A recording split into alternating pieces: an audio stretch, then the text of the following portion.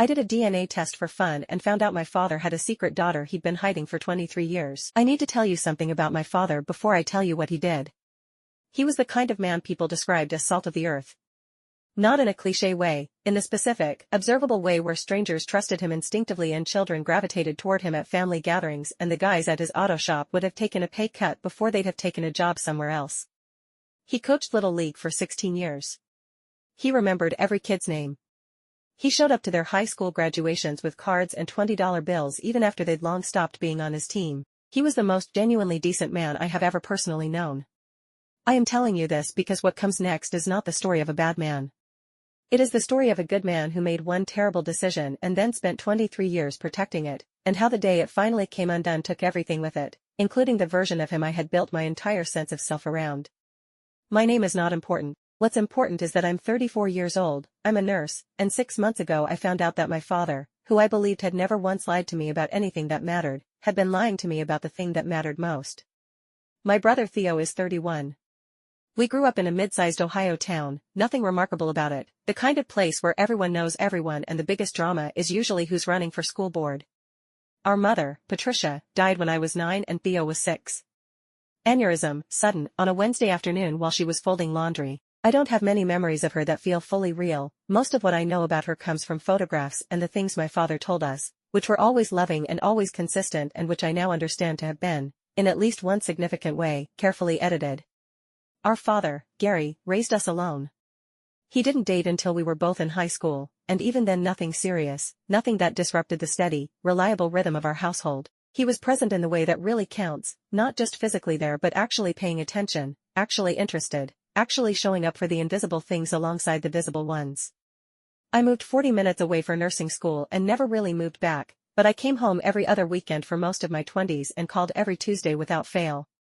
Theo stayed closer, bought a house 12 minutes from Dad, had 2 kids who called him Pop and climbed on him like furniture. We were, by any reasonable measure, a close and functional family. The crack appeared 14 months ago. It appeared, of all places, at a routine medical appointment. I had ordered one of those consumer DNA tests. Not for any dramatic reason, a colleague had done one and found out she had Italian ancestry nobody knew about and it had seemed like a fun thing to do. I did it on a Tuesday night, forgot about it for 6 weeks, and then got an email saying my results were ready. I opened the app on my lunch break, scrolled through the ancestry breakdown, predictably Northwestern European, nothing surprising, and then noticed a tab I hadn't opened before, DNA matches. Family members who had also taken the test and shared significant genetic overlap with me. There were several distant cousins I didn't recognize. And then, near the top of the list, a close family match. The kind of overlap that indicates a first-degree relative, parent, sibling, or child. The profile name was T. Holloway. I stared at it for a long time. I don't have any Holloways in my family. I sat in the break room for 20 minutes after my lunch was over, which I have never done before or since, just staring at my phone. I told myself there were explanations. Errors happened. The science wasn't always precise. I was probably misreading the relationship category. I closed the app and went back to work and did not think about it clearly for approximately 72 hours. Then I thought about it very clearly and the clarity was not comfortable. T. Holloway was a first-degree match. That meant parent, sibling, or child. I had no children. My brother's last name was not Holloway. Which left parent. Which meant either my mother or my father shared significant DNA with someone named T. Holloway. My mother had been dead for 25 years. My father was Gary Eaton, not Gary Holloway, and I had never in my life heard the name Holloway associated with our family in any context. I sent T. Holloway a message through the app. Short, careful, identifying myself by first name only, saying I'd noticed the match and was trying to understand the connection. I didn't expect a response quickly. I got one in 4 hours. The response was from a woman named Teresa. She said she was 57 years old. She said she had been adopted at birth and had taken the DNA test to find biological relatives. She said she was very glad I had reached out. She said she believed, based on the match and some research she had done, that we shared a biological father. She included his name at the end of the message. The name was Gary Eaton. I called my father that night.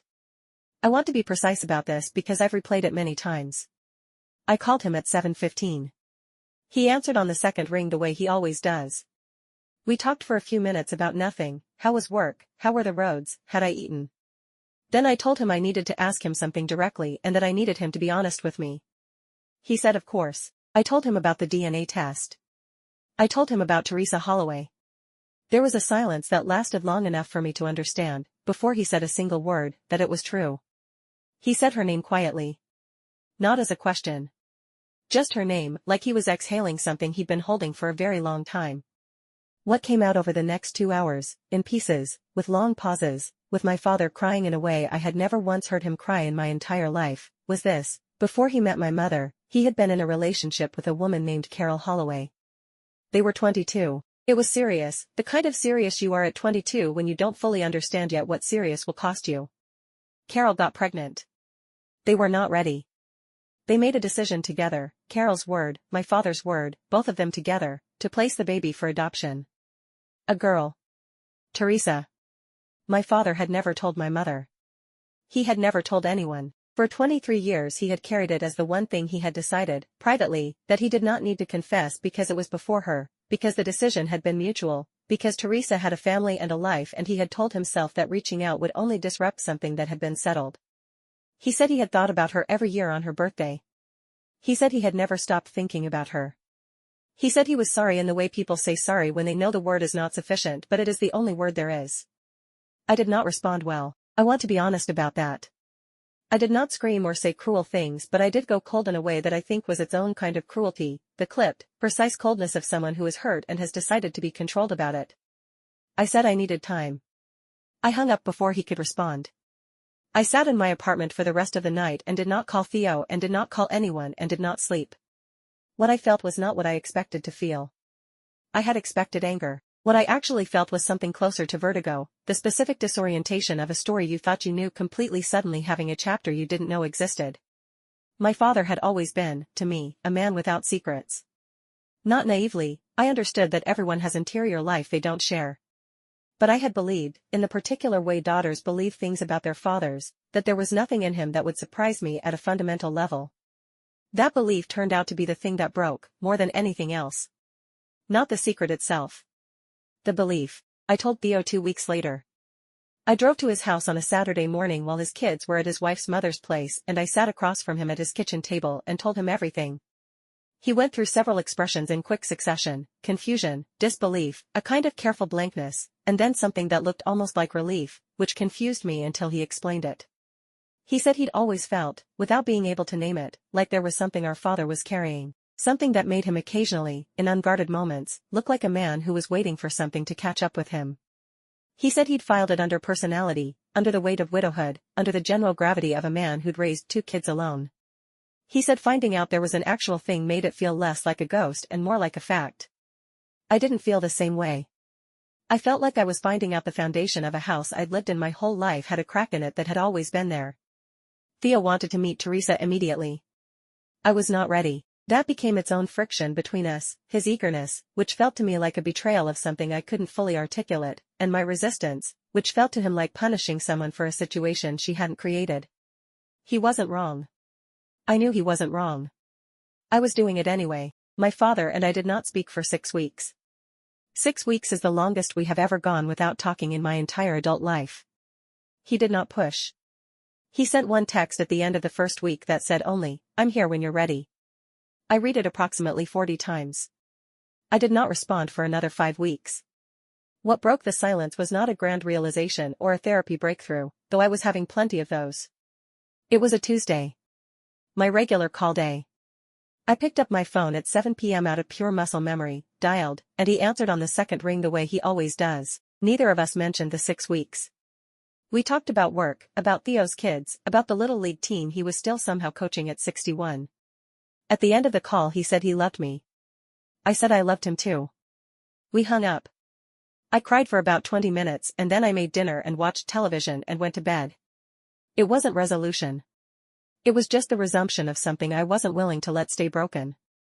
Teresa and I have spoken 4 times. Video calls, carefully scheduled, both of us bringing a kind of deliberate gentleness to it that I think we're both aware of and neither of us has commented on. She's a middle school librarian. She has 2 grown sons.